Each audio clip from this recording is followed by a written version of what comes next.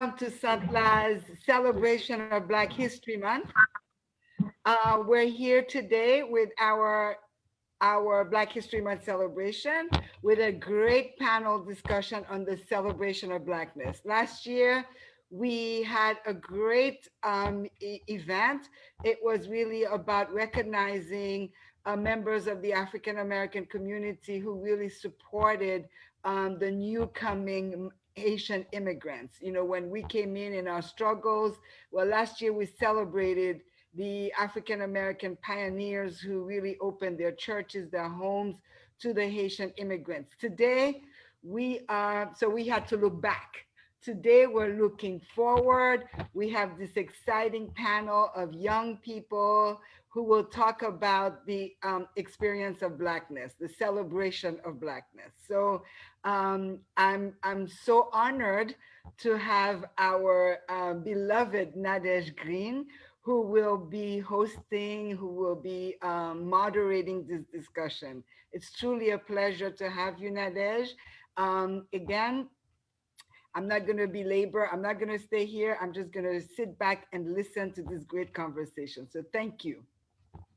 Thank you so much, Leonie. I am so thankful that we have this space to celebrate Blackness. Thank you to Suntla for giving us the platform to just talk about like just how great Black people are in Miami. And so we're gonna jam.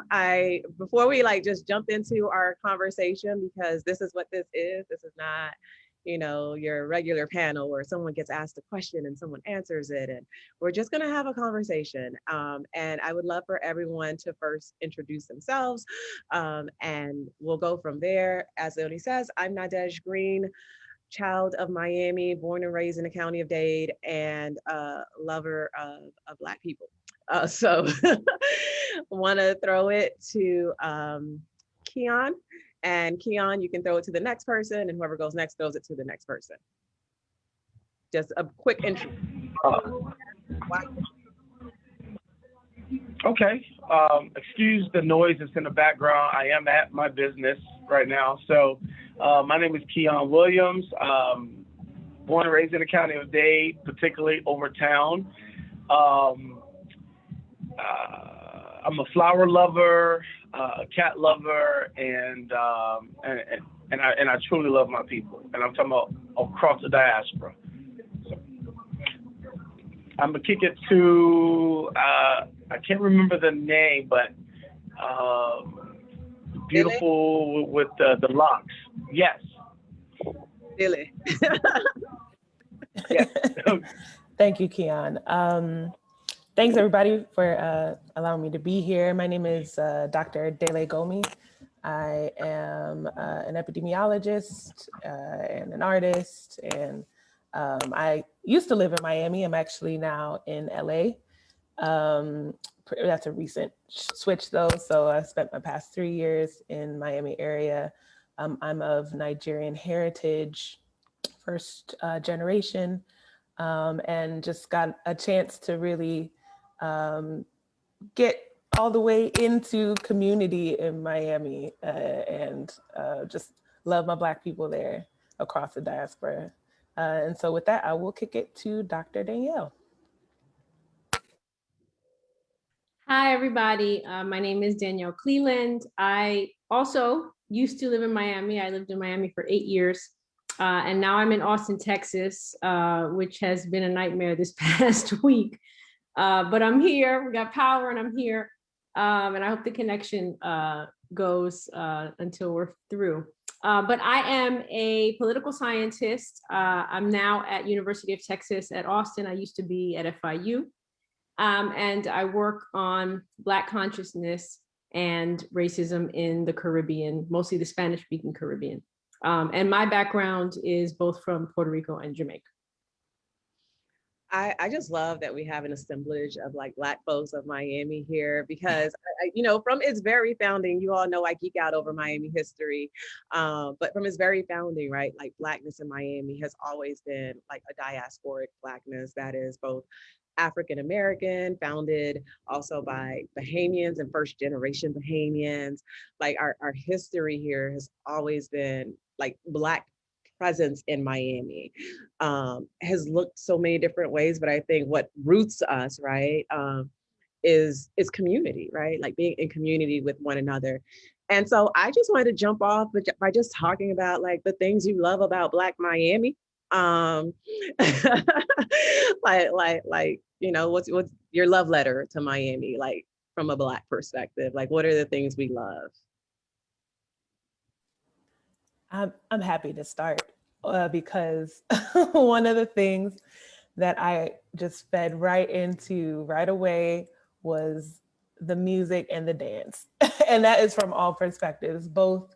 I think one of the first ways that I was able to like get to know people was being a part. And that's actually how I met Leonie as well, through the Nancy Léger Danse Ensemble.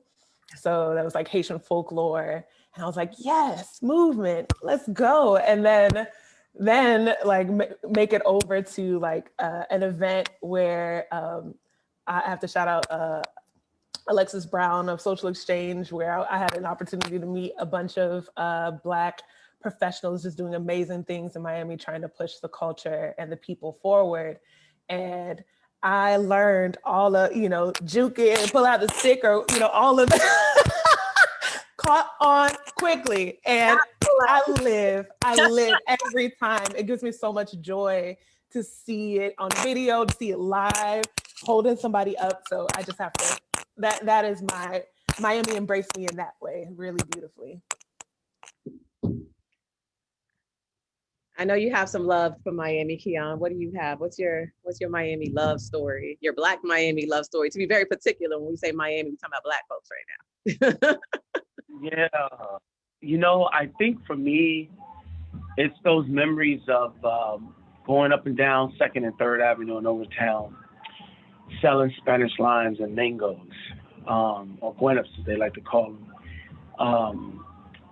I remember bartering with Purvis Young, because he had a mango tree in Overtown in his house, and asking him, hey, whatever I get down, I can give you half of them, you know, and him saying, go ahead, you know. It's those things, that it's the smell, it's the heat of the asphalt and the concrete of walking on the sidewalks. It's the people that you would pass, and it didn't matter in what aspect it was, whether they were having a situation or they were, you know, on their way to doing something great. Everyone reminded you of who they were at that moment, and highlighted their individual representation. And I think oftentimes you can miss that in Miami, you know, because of a person's plight. I can't really accept anything that person says, but that's the beautiful thing about it, because some of those folks, or many of those folks, are walking, you know, time machines. They remember the glory days. They remember the dark days, the riots. They remember all of those things. So for me as a kid, you know, my Miami, you know, love is being able to interact with those folks going up and down the sidewalks, you know, just trying to earn some money, and you would get those different things. And so it's a beautiful thing, you know. Indeed. What about you? I mean, I know we have like PhDs here and everything, but in case people are out there in the audience, like, why isn't she calling them doctor? Because like we have like a shared agreement that people want to be called by their names, that we're family here, just having a conversation. No, Danielle is good. For me, it was hard for me to kind of find community right away in Black Miami when I came, just because I didn't know where to go. And so I think that, you know, when I first presented my book on Black consciousness in Cuba, all of these folks came to the presentation at Books and Books. And these weren't, you know, academics. They were people from the community that all came. And after the presentation, all of these people came up to me and said, I'm so glad you're talking about this. Nobody talks about Black Cubans. Nobody talks about racism, you know, in the Cuban community. And from that moment, we forged a group. It was kind of like an activist community, you know, all-purpose group of Black folks, that were interested in, making Black Latin Americans less invisible in Miami. And I think, Miami, one of the great things and what I love hearing from you all is Miami is, well, it's nurturing community-wise, right? I think for Haitians, for Bahamians, for Jamaicans, right? For African Americans.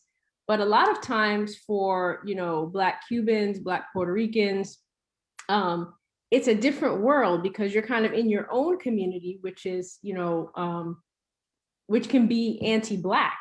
And so to kind of find the community amongst each other is really, what my best moment was, in Miami. And we've continued, those connections. We've fought to be heard, and we've argued, and we've hung out, and we've danced, and we've done all of those things. And so, for me, finding that community was really, really special. And so I think that, as I'll talk about this, as we go along, but as I'm working on this new project that I'm working on, I'm discovering all of these small little communities from the past that existed among Black folks that folks don't necessarily know about it. So that discovery to me has really been very special as well. I think something that just came up both from you, Keon, and from Danielle is like our history, right? When you drop the name Purvis Young, I'm from Miami. I'm like, we know Purvis, right? He is a prolific artist who, was just a brilliant mind, brilliant mind, beautiful artist, right? And Danielle, even when you talk about like the Black Latinx experience in Miami, right? And what does that look like? I think, well, first I didn't shout out the things I love about Miami. So I'm gonna just go down a quick list, like RIP to the USA Flea Market, my favorite place to be. I am very sad it no longer stands. My Barbara Bishop was in there. Like, it's where you went and got your alligator earrings, your X&O chain set. Like, I love the USA Flea Market. It was We Work before We Work. That is the co-working space, that model, right? We put pretty names on it, but the flea market model is a sharing space model. It is a space for entrepreneurship. It is a space for tradesmen and tradeswomen. Like, you can't be a barber in Miami or a nail tech and did not go through the flea market, because that was apprenticeship. That's where you got your stripes, right? So like, I love the USA Flea Market. I'm sad it no longer stands, but like, I just want to honor that space was here, and that meant a lot to Black folks here. Conch fritters, like, what even is Miami without conch fritters and conch salad and the Southman and and pork chop sandwiches and like our foodways, right? Like, it's very Miami specific.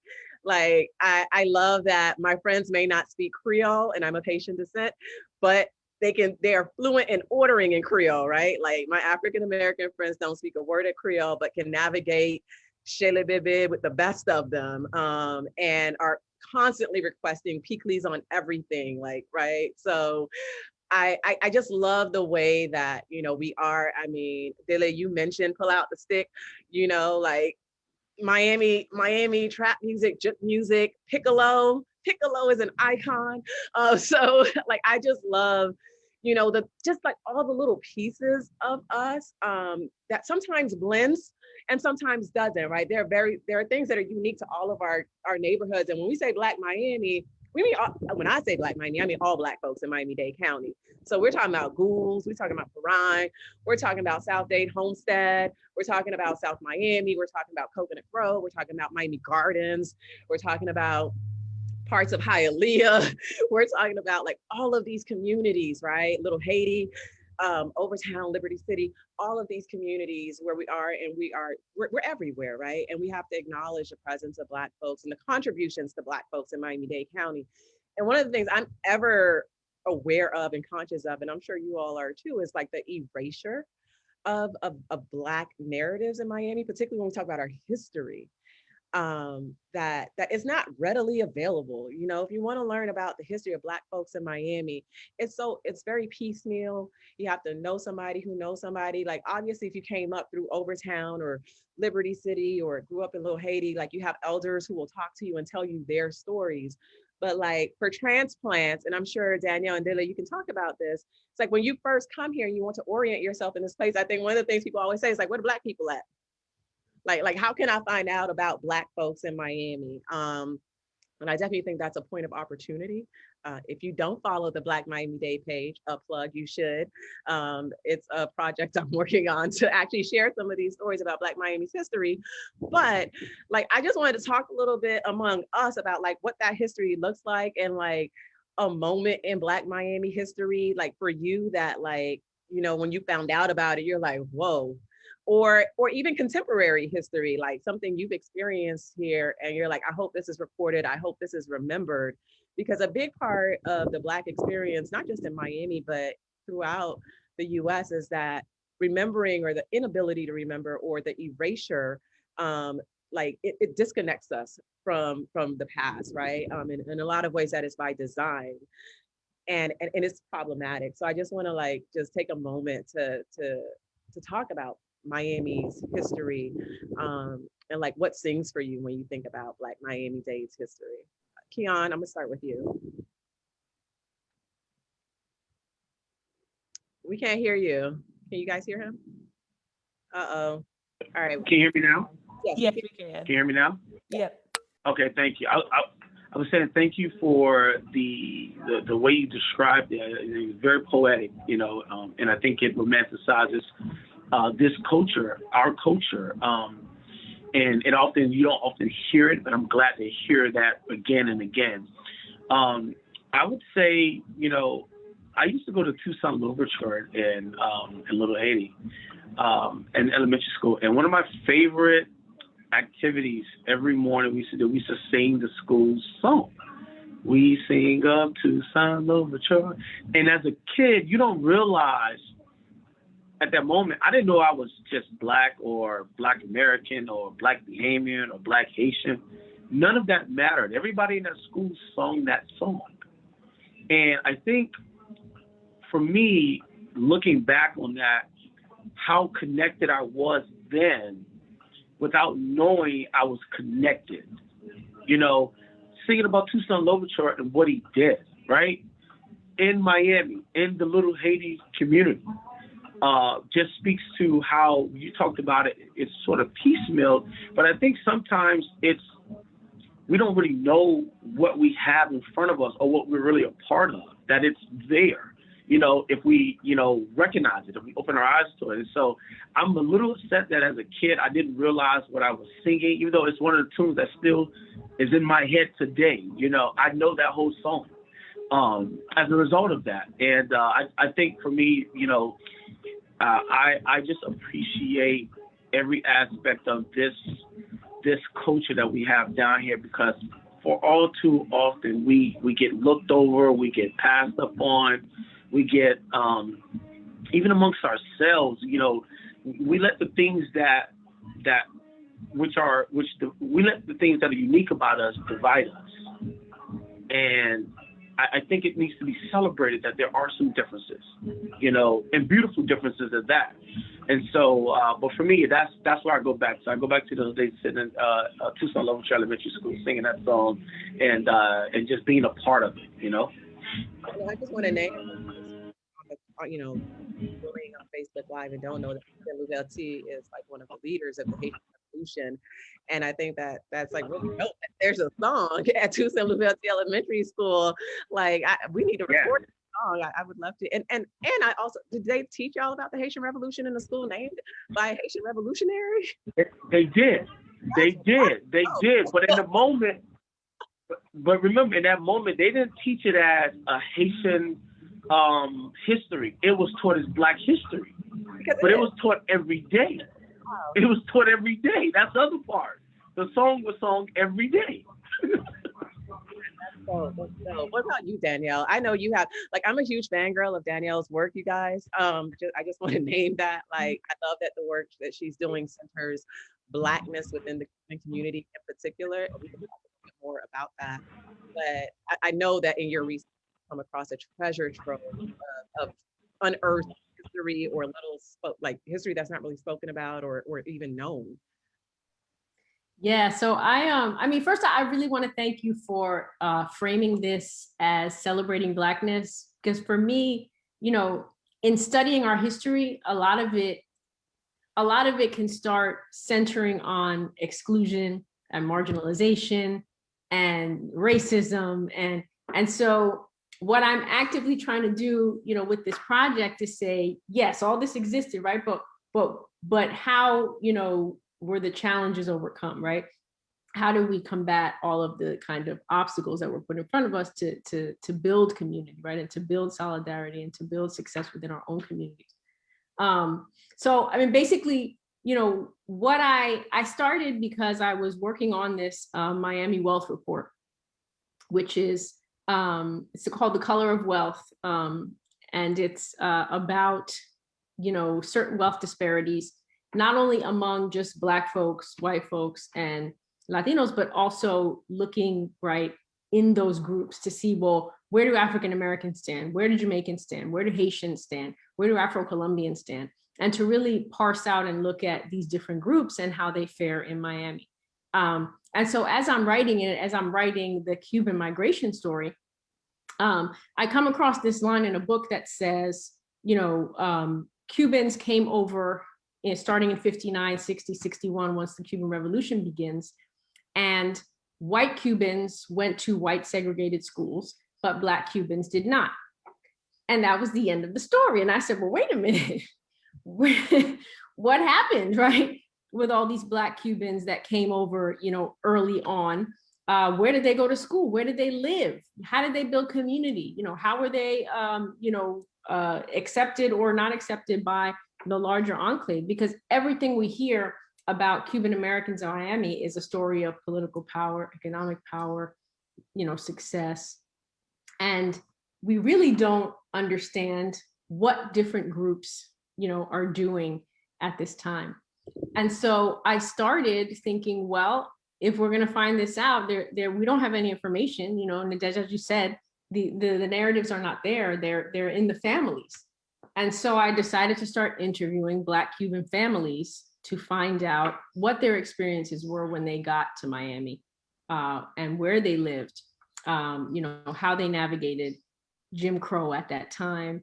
And so it was really fascinating to learn about, you know, all of the different ways that folks came over. And, you know, what a lot of people don't know, you know, a lot of people assume that, you know, Black Cubans came over as, you know, housekeepers or nannies with these white wealthy Cuban families. But no, there were middle and upper class Black Cubans that came over here, but they weren't able to, you know, buy homes in Coral Gables and, you know, all of these other areas.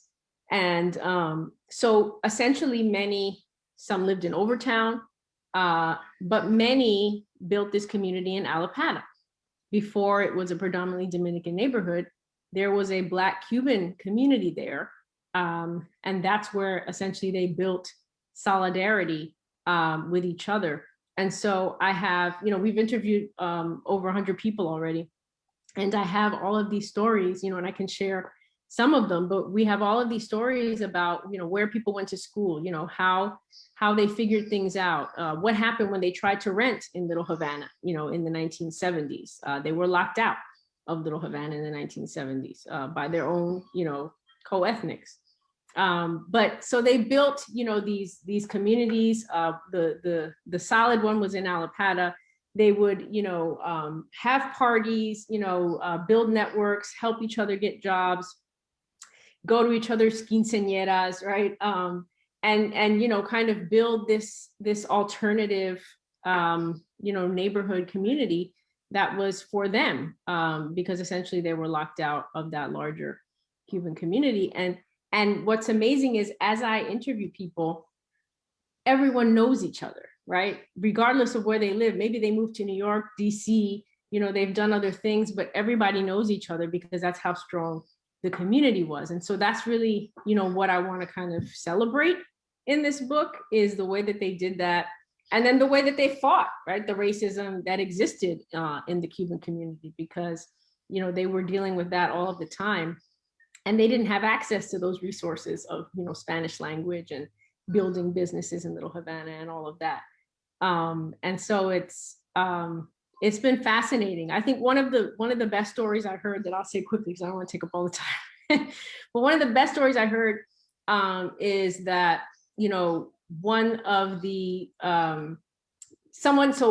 men that I interviewed, his father was here in '67 and opened the first Botanica in Miami. And the white Cubans would visit it, but they would go around the back so nobody would know that they were, you know, they weren't Catholic, right? They were practicing, you know, these Yoruba religions. But eventually he was the property manager in Overtown for a white building owner.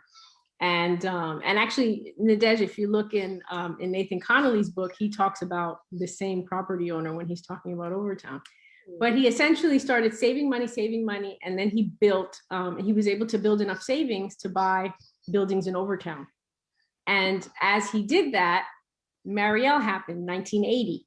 And so all of these Cubans were coming over. For the first time, many of them were Black. And so he started renting to Black Cubans in Overtown in these buildings that he owned, because they could not find housing anywhere else, and white Cubans would not sponsor them. And so eventually these buildings became known as the Cuban buildings in Overtown. And he, you know, was able to kind of build that network to rent to folks. But all of these little stories, you know, nobody would know about them, you know, without being able to ask, you know, people, how did this happen and how did this happen? And so that's what I'm doing, kind of trying to build the elders' narrative into a larger project. Shout out to the elders. I also think it's like appropriate to take a moment. You know, COVID-19 has taken its toll on our communities. And, you know, every time an elder passes to go meet the ancestors, we lose a museum. Mm-hmm. And if we don't talk to the elders, if we don't capture their stories, if we don't do anything with that, then, you know, it is like a museum burning down, and you can't get that back. You cannot get that back. So I just wanted to name that and appreciate the work that you're doing and talking to elder Black Cuban folks who have those stories and who can share them. Dile, what about you? Are there any like Black Miami stories? I know, I feel like all Black folks have like, okay, like I came to Miami and I learned like this very interesting history about this place that I may not have otherwise known. Yeah. So when I moved to Miami, I'm from Chicago area originally, but I moved from North Carolina and spent basically 8 or 9 years there because of graduate school. And so what I learned about living in Durham in particular, which was another sort of town that was thriving, Black economy, Black professionals, Black ownership, property ownership, businesses, et cetera, and then get totally decimated by racism and, you know, structural oppression by paving a highway through it. Coming to Miami, you know, and learning more about specifically like Overtown and just a parallel thriving area for Black businesses and ownership also be decimated because of structural neglect and deprivation. I hadn't realized that about Overtown. And I think one of the things that, shout out again to Black Miami-Dade and why it was really relevant to me, because being in public health, was finding out about D.A. Dorsey, like the first Black billionaire, and how during the flu pandemic in 1918, literally a century ago, this man said, there aren't hospitals to care for our people. I'm going to turn this hotel room into a temporary hospital for Black folks because they're refusing to treat Black people, right? And so just like that sense of we're showing up for ourselves and how people have been doing that in Miami-Dade present day. I'll shout out Dr. Armin Henderson, shout out to Valencia Gunder and the Smile Trust, you know, people who have been like, I'm not going to let my people fail because the system continues to fail them.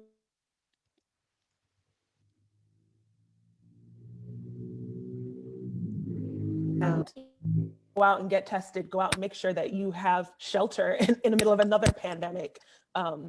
And so those are the ways in which I'm like, I just love to see the leadership. Oh, can you hear me? Sorry, but the connection's saying I'm unstable. We're good. I just love to see like people show. Right back up. Okay, perfect. I was just saying that to see that sense of like, we got us, when they talk about like, we keep us safe, we got us, we are our own first responders. It's something that Valencia had also like shared recently, like that. Even now with Texas, like how do we continue to stand in the gap where there shouldn't have been gaps in the first place, but we're still doing that because we don't want to see us fail. Like that to me is just peak Black greatness, excellence. And can we talk a little bit about that though? Because I feel like everyone actually just touched on that, the we got us model, whether it was Black Cubans coming together to say like, white Cubans aren't really checking for us, but we have to like exist here, you know, and in the African-American community, they don't speak Spanish. So we don't really have a connectivity here, but like, how can we be in community with one another? Or, you know, even when Keon was talking about selling mangoes and guineps or Spanish limes, right? The elders of the community are like, all right, little man, I see you. Like, you know, and they will buy, they got mangoes at home, you know, they don't need to spend their couple dollars on you, but they're, you know, it's like a blessing, right? It is a blessing. It's like, all right, let me bless this little man here. He's hustling. He is like, you know, selling our fruit from our own backyard, but you know, but like they support you and they hype you up and they're like, all right, businessman, like, you know, like you feel proper in those moments. Or even like, you know, the example you just gave, Dele, like, you know, when I was doing the research on like the flu pandemic, I was in awe of like, again, in the absence of institutions, seeing Black people, how do Black people come together to stand in the paint, right? For one another. And I think when we look through the history of Black Miami-Dade, there's so many answers. And just like, you know, Danielle said, not just focusing on our oppression and like the racism and the heavy stuff, because that's there. And you know, folks are doing the work around that, but also our joy. And as someone who love living in the archive, and also how we show up for one another. Like when I think of, you know, like the slumlord era of Miami, and I would argue that we're still in a slumlord era. Like substandard housing for poor people is like the default here. But like in the 1960s, people like Bernard Dyer, who is, you know, a Black Miami organizer, you know, that they had actual tenant strikes in Liberty City, like the tenants in Liberty City were like, we're not paying this white landlord who's not fixing our homes. They put their money in an escrow and was like, we'll fix our own property in that case. They took it to court. And this was the 1960s, you know, or like when I think about just how we come together in community, like all of the women's groups and men's groups and lodges and fraternities and sororities that existed here, you know, from to North Day, like all of these spaces that have always been here where people would come in community together to fundraise, you know, when we had like, and I would still argue we still have substandard schools, but when we had even worse schools that, you know, like Black parents came together, like the Black PTA was like, we're not going to stand for this. And we're going to come together in Liberty City and demand that our kids have like a decent space to learn. You know, when you think about D.A. Dorsey, I mean, like people talk about him as being like the first Black millionaire, but also a philanthropist, right? That he gave land, like free land, like here, build a library here, build the high school, D.A. Dorsey High School. I am donating this land for $1 lease to the school board to make sure that Black students have a place to learn, because we care about educating our babies.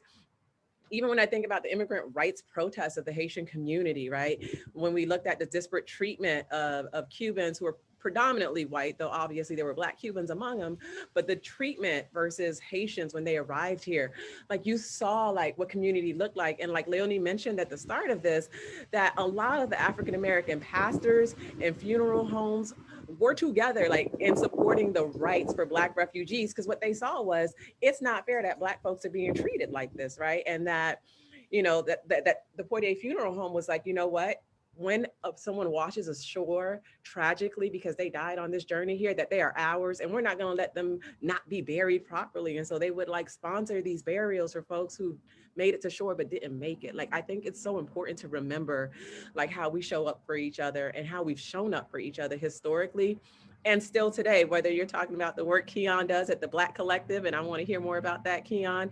Like, I feel like we're seeing that coming together and continuing to see it even among the younger generation, acknowledging that there have always been even ethnic divides within the Black community, but we're seeing a lot of collective work happening, and it makes my heart so happy. So Keon, go ahead and talk your stuff about the Black Collective. Yes, sir.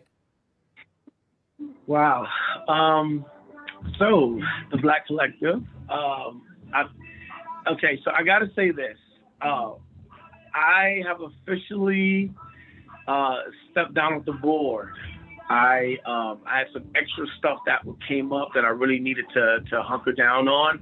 That doesn't mean I'm not still affiliated, meaning doing the mission work, just in terms of the organization and the day-to-day work that, you know, what we're aiming for, what we continue to aim for. But to give a spiel about the Black Collective, I mean, it's simply us coming together across the diaspora in every aspect, gay, straight, you name it, it's you're Black first. And that's what we lead with. It doesn't matter what it is, you're Black first. And so for us, that means politically, economically, health, in all of these areas, we're focusing on how do we uplift us. You know, and the portion that I heavily focused on was about economics, because I really believe this is a very key aspect into how we advance, not only just in this country, but across the diaspora, across the globe. It is tied to the economics. I think if you've always given us an opportunity to earn our own money, start our own businesses, you begin to see certain things that are natural to us. And I'll give you an example of this. When we get a little bit of money, first thing we want to do is what? Give it away. And that's innately in us. It's innately in us to step up and do. Talking about D.A. Dorsey, who I have a mural of, not behind me, but behind my murals here of Marcus Blake, paying homage to D.A. Dorsey, known for giving away land, right? Just giving away land to make things happen for us. And so that means that if we have the ability to earn the money, we will do what we know is right to do for us, you know. And I see that demonstrated in so many ways throughout Miami-Dade County and South Florida in general with us. When we're in those positions of leadership, or we're in those, when we are the business leaders of our community, that's what we do. And so with the Black Collective, you know, our aim is really to focus in those areas where we know we have to make an impact at. We can't sit back another 30, 40 years and say, you know, what we could have done. We have the opportunity right now to really do it. We have enough synergy across the board. We have enough like-mindedness to do it. And more importantly, you know, we've seen the last 30 years, last 40 years of what has happened as a result of us not coming together, as a result of us allowing egos to win over. We've seen the results of that. We've lost community, we've lost families, we've lost culture as a result of those things. And so we've made it a point of focus to say no more going forward. And we, within our own communities, so some of the members of the Black Collective are Fran Menez, Valencia Gunther, Dante Cooper, Aaron McKinley, Christina Francois, I believe it's Francois. Yes. In our own communities, you know, we are stakeholders. But together, when we come together, we are a big force, because just like I have the influence of Overtown, let's have the influence of Liberty City. Dante has the influence of Miami Garden. When we come together and get behind something, and you may not know it's us behind it, but it's us pushing that agenda to say, hey, we got to come together on this thing. And so that's how it's always been. Believe it or not, it's always been that. It's just our turn now, picking up that mantle to say, hey, it's our turn now. Let's do it. Let's do our part, because we have so many examples of us coming together to stand up for our people. And if we continue to do that, we know that we're ensuring that the future is bright for us here in this county. I just want to understand what that about like Black philanthropy, essentially. Like, it doesn't matter how little Black people have, and there's actually been studies on this in the U.S. Proportionally, Black people in the U.S. give more than any other group based on their income. So if we had more money, we'd be giving a lot more. But even then, right, proportionally, Black folks give a lot more than any other group in the US yet, right? You don't see like the name, and they don't give for sport, right? Like, there's a type of philanthropy that I think support or like to be seen, to have your name on a building, spend $1,500 on a plate of food that is not even all that great, to be seen in your nice gown. Right. And that's cute. You know, that's cute. Do that. However, Yeah. as my good friend Lucy Segu always says, um, Black philanthropy has always been rooted in the terms that I think traditional philanthropy co-ops, which is trust, and mission-based, right? When a young person Right. from small communities is going off to college, you look around and you're like, okay, he's going to college, y'all. Baby, what you need? People are helping to pay for books. They're helping to pay for fees. I mean, my favorite thing about growing up in Miami were dinner sales, right? Like somebody always had a dinner sale to fundraise for something. So it'd be fried fish. Like $1,500 for a plate, and this was a good plate of food. And we knew that our little $20 collectively went together to help fund something. And like, there's no tax write-off for this. There's no one asking for a ledger of expenses and can you please sign this, that, and the third. Like the trust that Black folks have, like when we're in community with each other and with our network, even if we don't know each other, like you mentioned, Keon. But if I say like, hey guys, I know an elder in Liberty City, which happened recently, and her washing machine went out, and I just sent it in the group chat and was like, y'all, we need to get her a washing machine. No one asked questions. They didn't ask her name, how old she is, Right. what's the address. They dropped the money in the Cash App and we got mama her washing machine, right? Like that's how we do. And like whether it's like the work that Armin Henderson is doing on that front with the rapid response team for like around health, you know, whether it's what the Black Collective is. I actually got a Black Collective flyer on my gate during the elections, and I was like, I see y'all. But like I like that concept is like inherent to Black folks. And obviously if you go to church, you know that is like the foundation of church, right? That like historically the Black church in the US was always built along the foundations of justice and movement work. So you were getting like a bail fund came from the church during the civil rights era, right? Like when people got arrested for fighting for their rights and breaking the law because the laws were unjust, the church bailed them out. You know, like when a community person is going off to college, the community is like, all right, let's create a care package and hand them some money. Or it could be as simple as the grandma down the street who's like, oh, it's your birthday. And they just wrap the money in a piece of napkin. I don't know why grandmas like to give you money in napkins, but but you're gonna get like a little $5 slid, like, and they don't want no one to see it, but they're gonna slide you the little $5, you know, but like they bless you, right, with something. So I just want to name that, you know, economic power collectively is mighty, but also our giving, our need to give. It's just something that comes to us. It doesn't have to be because I want to knock on the building. It's like, all right, I see you, y'all need help. What can I do to help you? And I appreciate that. And I celebrate that because, like, again, 10 toes down for Black folks, right? And making sure that we're okay, that is important. I wanted to give some space for any questions that might pop up. We're not seeing the actual Facebook chat live, so it's going to be a slight delay as it pops into for us. But I saw that one of the questions was where can we find the book? And I think they're referring to Dr. NDB Connolly's book. The book is called A World More Concrete. I highly, highly recommend that if you want to know anything about Miami's history and its foundation, it is an excellent book to have because it really traces white supremacy and white terrorism within the context of land ownership in Miami and how that has gone from like the early 1900s till today. Like it is a really comprehensive look on land ownership in Miami and how the concept of land ownership, whether we're talking about I-95, you know, tearing through Overtown, but before I-95 tore through Overtown, you should know about Railroad Shop Colored Edition, where the idea of displacing people by eminent domain was practiced some 20 some odd years before what happened in Overtown, right? They're like, okay, this worked here in this tiny little neighborhood. It can work on a mass scale in this neighborhood as well.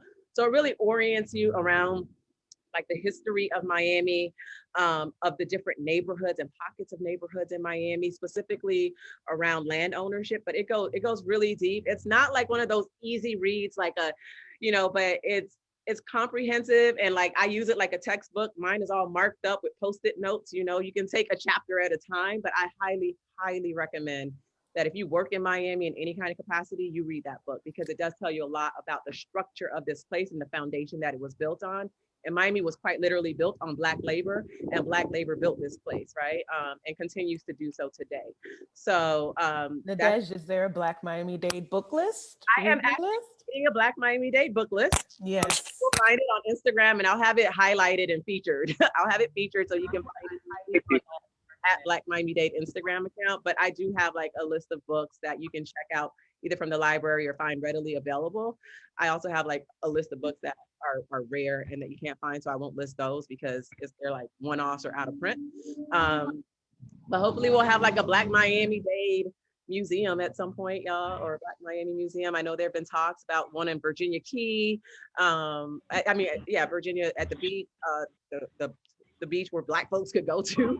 That there's talks about that. There were talks about building one in Miami Gardens at one point. That was more Afro-diasporic, but I don't know what happened to that. But hopefully at some point we'll actually have an institution that is publicly available for folks to go to. But in the meantime, we're going to continue to share Black love and Black celebration in the ways we can, whether it's through your community groups, whether it's through the Black Collective, whether it's through the work Dr. Cleland is doing. I cannot wait to read your book on Black Cubans in Miami. Dile, and even like in health and Black community, right? Like that, like there's so much important work and stories to be told within the Miami context as well. Another question that came in the group chat is, if someone comes to Miami today and says, where the Black people at? What's the answer? I mean, Urban. I was just gonna say the Urban, the Roots Collective. The Roots Collective, listen, Yeah. Roots Collective in Liberty City, the work that Danny is doing in Liberty City, I think is beautiful. I buy all my t-shirts from Danny, support Black owned businesses, especially young Black folks, y'all. Support the young Black people doing dope stuff in our community. And if there are any elders watching, you know, I appreciate y'all. But you know, the young folks need support as well. And we look up to you guys and we honor you all. And sometimes we just need to hear a good job and we support you too. So I'm just naming that, but definitely, you know, anything that Danny does at the Roots Black House in Liberty City, the work, Keon, talk about your space. I don't have to talk about it for you. You're right here. Yeah.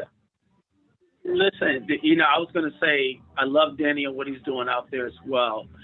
The reason why I mentioned Urban, not necessarily from just an entertainment perspective, but I think what happens in between. So the Urban, we're an outdoor venue space here located in historic Overtown, 58,000 square feet of space.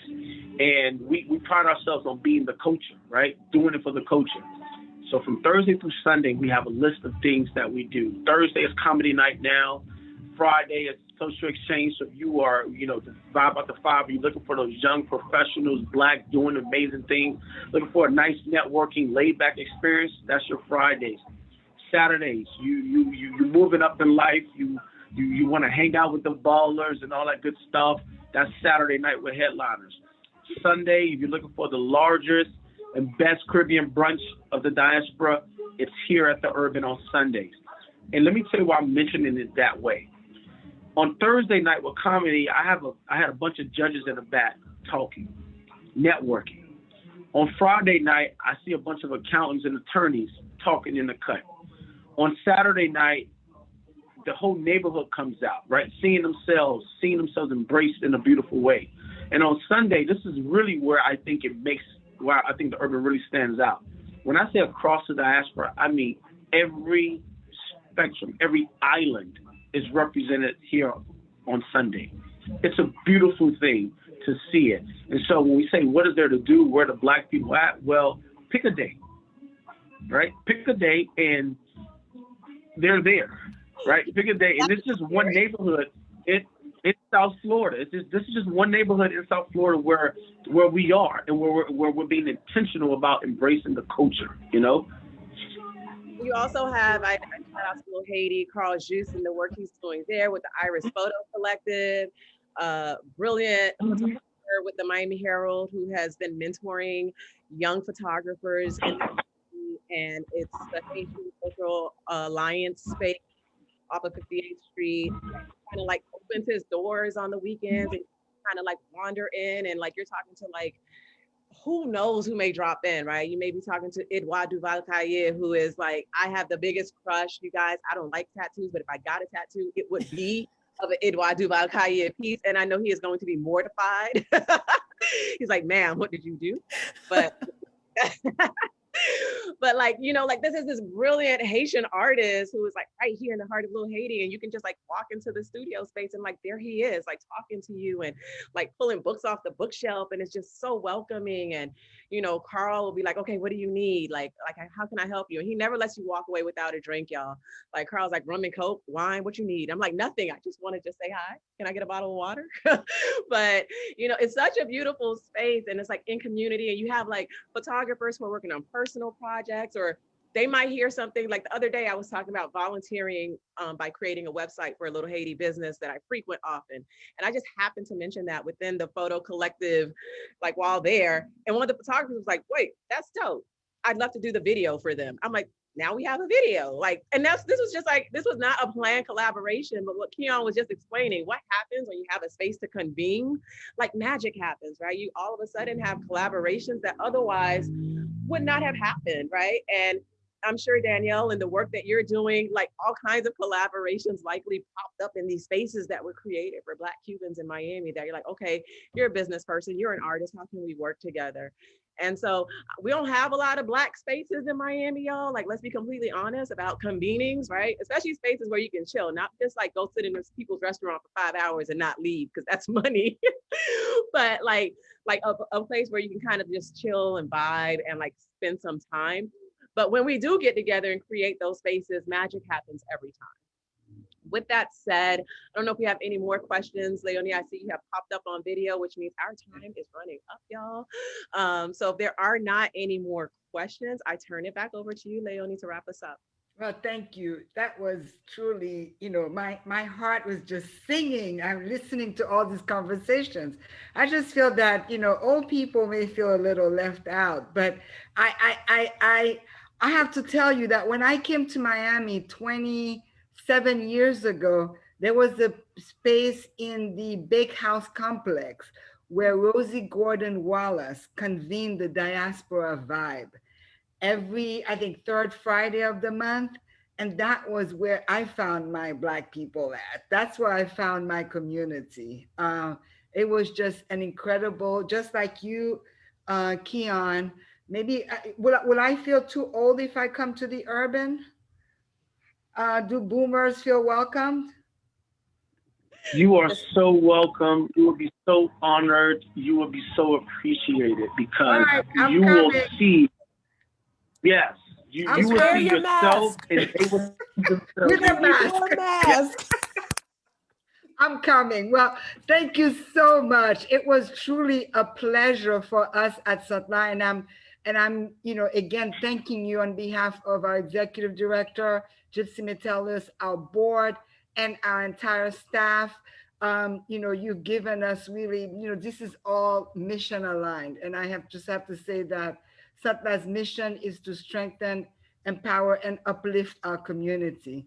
And so this conversation, this effort to further open the gates, because that's what we're doing. We're saying, look, there's no need for us to be in silos. Yes, we have Little Haiti, but yeah, we can go to the urban. We can go to the other spaces. I've been there in Liberty City. What's the name of it again? House with Danny. I have been there. So I just want to say thank you again, because this is, again, the effort to build a larger community. Thank you, Danielle, because we don't have a choice. As we say, when we go down the street, the first thing that's noticed is not our accent, it's not our, you know, our places of origin, it's what we look like, it's our color. So we must come together. So again, thank you all for a wonderful hour of great conversation. I think that it needs to be continued. The idea of Black philanthropy, I mean, Nadege, that just gave me chills. And I think that we need to continue to talk about that, to promote that and encourage that from our own communities. So again, this is the end. Thank you so much, and let's continue to open the gates to communicate and to build community. Bye bye.